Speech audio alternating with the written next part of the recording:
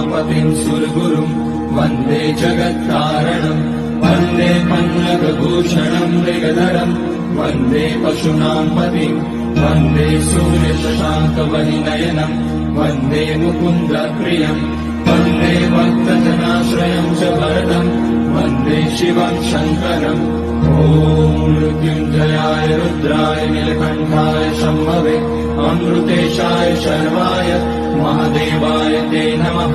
नमस्तेऽस्तु भगवन् विश्वेश्वराय महादेवाय त्र्यम्बकाय त्रिपुरान्तकाय त्रिकाग्निकालाय कालाग्निरुद्राय नीलकण्ठाय मृत्युञ्जयाय सर्वेश्वराय शिवतराय च